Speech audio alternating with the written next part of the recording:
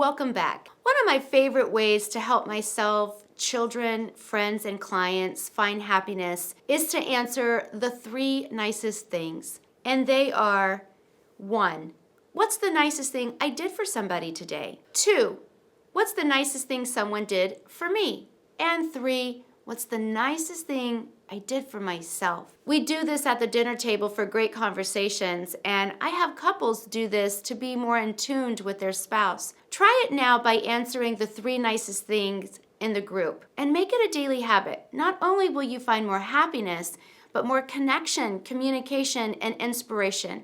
And that's what Bolster Up is all about.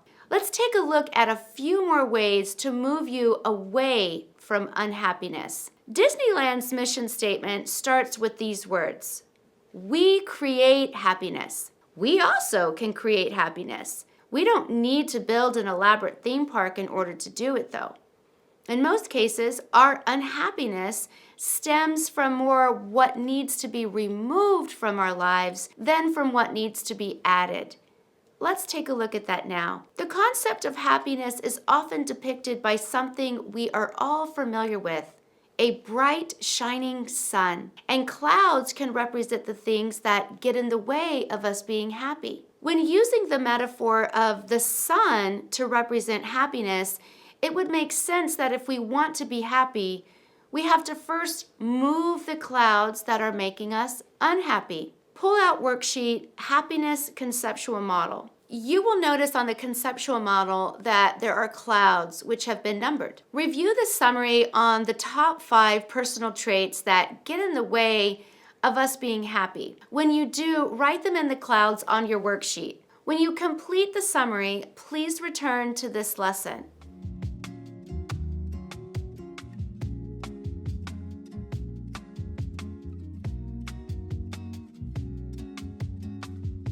Great work.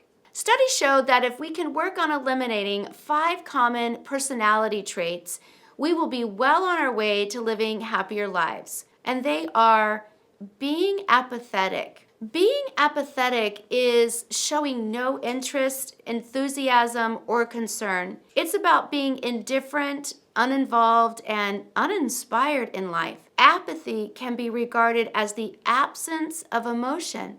We're not happy, not sad, not angry, and certainly not passionate or living a bolster up life. Here are some signs associated with being apathetic. Your regular interest in hobbies don't feel interesting or fun anymore.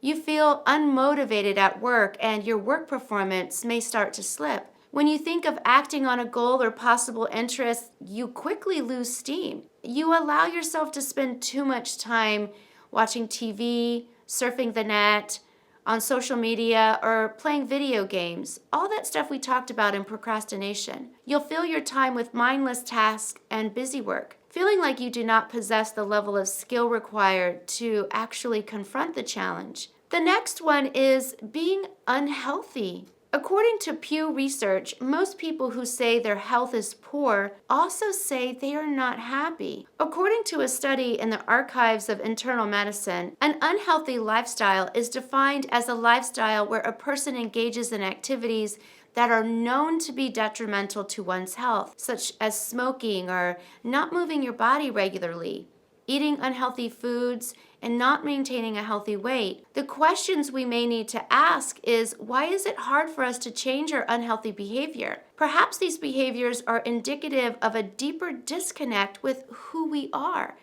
Health can simply be a mirror reflecting how we feel about our self-worth. There's also being stuck in the past. Life only moves in one direction, forward. The life ahead isn't what ages you, but rather it's the refusal to leave the past behind.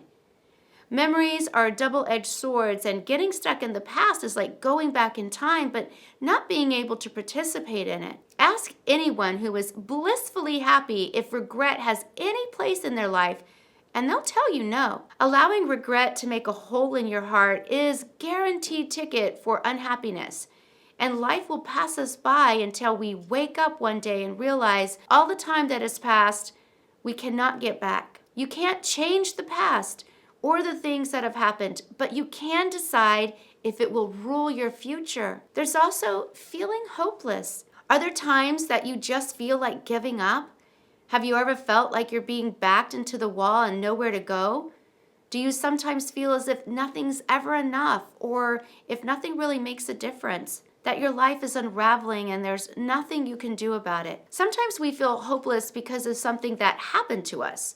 We make a mistake, have to deal with a big disappointment, lose something or someone we care about, or have to deal with situations that are really stressful or overwhelming. As a result of feeling hopeless, we don't spend time with friends, we isolate ourselves, we don't exercise, and we don't try anything new.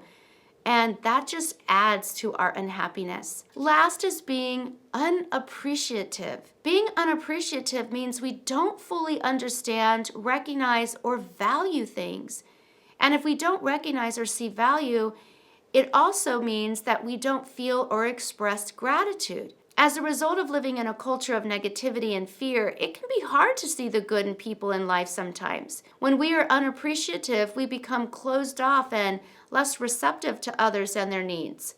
When unappreciative, we become blind to the world as a place of wonder, and we no longer recognize the good that comes our way. You will notice that there's one cloud still blank on the conceptual model. Take a moment to identify something in your own life that is getting in the way of you being happier and that you would like to change. Feel free to identify anything, big or small, that you feel is blocking you. Next, put a star or a circle next to the trait that is currently clouding your happiness the most. And finally, I want you to answer the debrief questions and then continue to our last lesson. When you're ready, my friend, I will see you there.